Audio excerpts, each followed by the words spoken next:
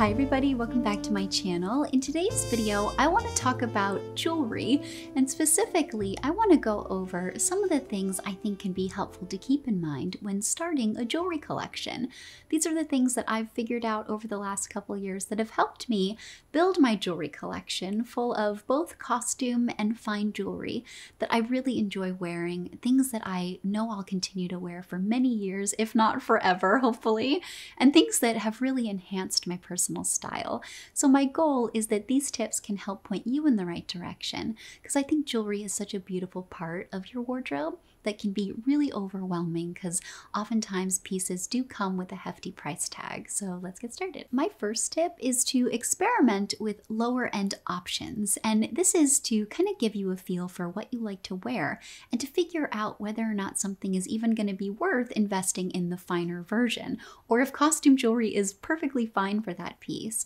So I recommend doing this a couple different ways. You can of course buy lower end pieces at just about any store. You can buy costume jewelry that even looks like fine jewelry, so you can really start to get a feel for it.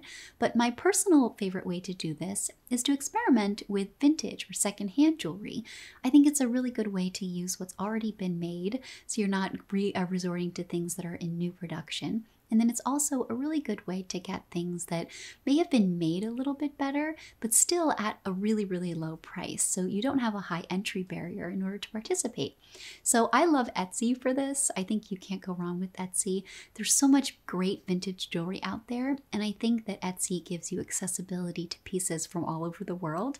But if you don't want to shop online, you can of course check your local vintage or thrift store and find really nice pieces there as well. Now, with that said, I think it's also really important to be careful with costume jewelry, and that's because they can look kind of cheap sometimes, they can tarnish really easily, and oftentimes just really not be worth even a couple dollar price point. So I've had pieces in the past that I've bought thinking, oh, this is great because I'll experiment, but then after like 2 or 3 times wearing it, it's completely tarnished, or it just hasn't held up the luster of the piece. So I really encourage you to be really mindful when you go to buy something to always really examine it, look really carefully, notice if there's anywhere that's already started to tarnish, because then that's definitely a bad sign.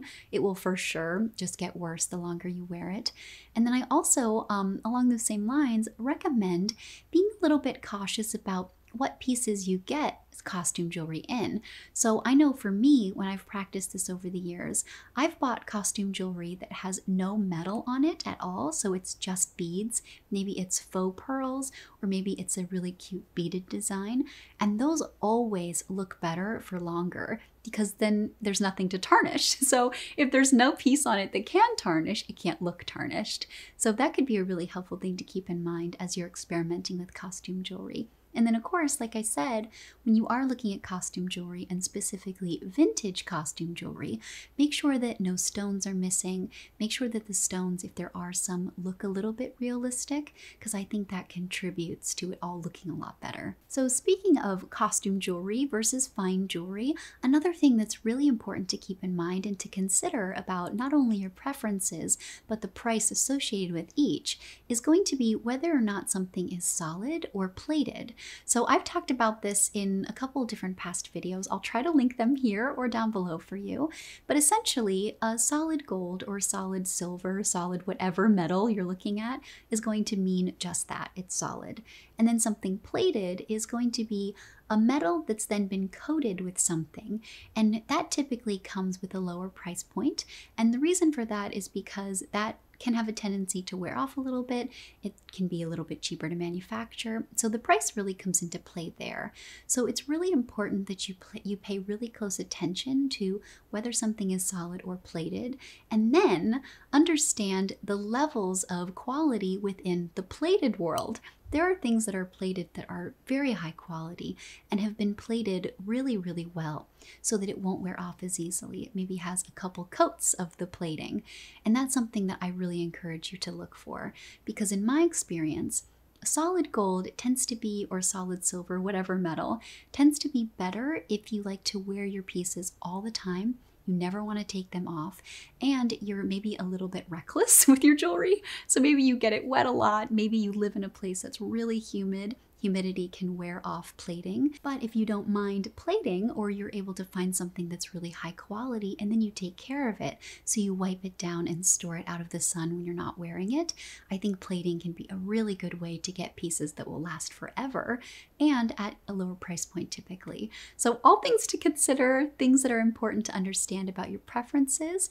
And I know for me personally, I tend to gravitate predominantly towards solid gold simply because I like solid gold. It tends to last a little bit longer for me. In my experience, I have kind of acidic skin, so it wears off plating kind of quickly. And then of course, like I've mentioned in a ton of past videos, where I live now is very hot during the summer and very, very humid. And in my experience, that does wear off plating a little bit faster. So even if I do have plated pieces, I wear them a little bit more sparingly during the summertime, and then I'll swap out my solid pieces if I know I'm going to be outside and it is a really hot day. Now, as you can tell by what I'm wearing, and as I've talked about in past videos, I really, really like yellow gold. It's something that I've figured out over the years for a couple different things. I've taken into consideration not only what I like because it goes well with my color palette in my wardrobe, but also the metals that suit my complexion, my hair color, my eye color, and then things that I just enjoy just because. And so with all of that considered, I've really settled on solid gold for the vast majority of my wardrobe. I think solid yellow gold is beautiful. It's something that works for me. A lot of the pieces that I like to wear have been traditionally cast in solid yellow gold, so I like that history and the kind of tradition that goes along with that. So like my signet, for example, that's solid yellow gold. And I like that for all of those reasons. But given my complexion and my hair color, my eye color, I technically am better suited, quote unquote, to silver or white gold or things that are more silver toned. And I've chosen to incorporate pieces like that into my wardrobe in the more expensive or more special things that I own. And that is so that I know I'll love them as I get older. Maybe as the color starts to fade a little bit in my complexion, I know I'll have something that makes me feel fantastic. So I did a video about this a little bit ago, talking about gold versus silver and why I choose to wear gold, even though technically silver suits me, and kind of the thought process behind that and what I did to arrive at that conclusion. So I will link it here for you, but I really recommend that you spend time figuring that out, certainly before you go invest in something that's going to be very expensive. Because the last thing I think you want to do is buy something because someone else has worn it, or you've seen someone wear it and you thought it looked great on them. You see a lot of people gravitating towards those pieces, but they just don't work for you, your color palette, or your preferences. So definitely start there, certainly before we move on to the next step. I think that unless you have something really specific that you know, okay, I absolutely want this in my jewelry collection, I think a really good place to start is with the basics. So for me, basic jewelry pieces that I think are really versatile, always timeless, and think look fantastic on everyone is basic earring studs. I think hoops look wonderful on every single person because you can get them in different sizes and thickness to suit you. I think a delicate necklace, maybe with either a locket like I'm wearing today, or just a delicate jewel, a gemstone, some kind of emblem that means something to you, I think is always beautiful. I think delicate rings, always fantastic. And then also, I think a simple bracelet, whether that's a bangle or something with some gemstones or a little design, I think always looks beautiful and you really can't go wrong. In this preferences category, where you're trying to figure out what you like to wear and why you like to wear it and the things that complement your style, I think this is also a really good time to figure out the sizes that you like to wear. So this can run the gamut from the necklace length to your ring size, all the way down to your bracelet size. And I think that this is all really helpful because it helps point you in the right direction. And then again, ensure that you're picking jewelry that is going to go very worn in your wardrobe and not be neglected. So I think that this is something that's really easy to do because you can take a tape measure and actually measure the length of the necklace and see kind of where things lay on you, or measure the length of a necklace that you already have that you love. And then not be afraid to search indefinitely until you find something perfect. Because I know, like for me, for example, I have a really small neck. I'm small framed. I've talked about this in the past. And for example, my pinky size is really tiny. So I think I wear a 2.5 or a 3 on my pinky. And so that was really hard to find for most jewelry, which is why I was so excited to find a jeweler that could make something custom for me. So I recommend looking into that for you as well. And then likewise with necklaces, I think most necklaces tend to come in around 16 or 18-inch lengths. I think the necklace that I'm wearing today is about 16 with an extension to 18, and I wear it at 16 because 18 is just a touch too long for me. And then also with earring thickness, I think when you're looking at things like studs or hoops, the width of them is almost as important as the overall length of them. So take time to figure all of this out and not be afraid to truly customize this for you, because I think that's so fun. It's something I've really enjoyed about my jewelry curation is I've figured out different widths and lengths and things and how they all play together to make me feel really good in my jewelry. Next, I really encourage you to look at heirloom jewelry or antique jewelry. This kind of goes in line with vintage jewelry, but I think it's a step up because you can find the most amazing pieces. And I think that vintage jewelry and of course heirloom pieces, maybe something that's been handed down to you, is such a beautiful thing to have in your jewelry collection because it's unique and really sets your collection apart from everyone else.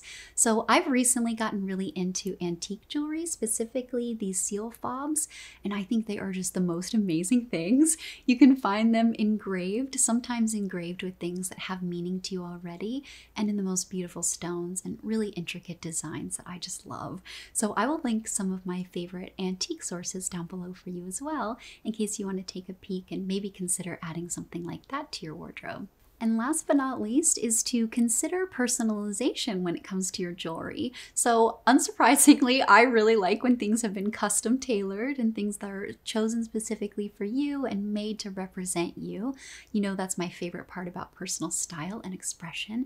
And I think that jewelry is such a really beautiful way to do that because you can have things engraved to represent things that are important to you. So using my signet, for example, I selected the engraving to represent me and things that are important to me. In my locket, I have a picture of my wedding day, which I have holding close to my heart because it's so important to me.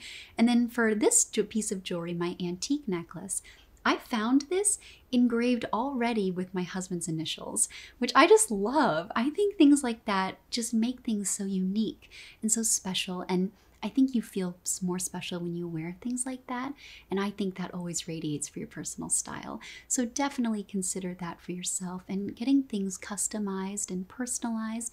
Even if it is an antique piece, you can have things engraved, maybe on the inside of your ring, put something special, a special date, and I just love it. I really encourage you to do that because I think that was what makes jewelry so beautiful. So those are my tips for building a jewelry collection. Those are things I think are really good to keep in mind when cultivating your jewelry so that you have something that you can enjoy for a really long time and really love wearing for as long as possible. And of course, fill your jewelry box with things that are really special. So I hope that you liked this. It gave you some direction and hopefully clarified it for you a little bit, because jewelry can feel really daunting. And I know it was for me at first, but these tips have really helped me. So I hope they help you. And like always, thank you so much for watching, and I'll see you in my next one. Have a great day.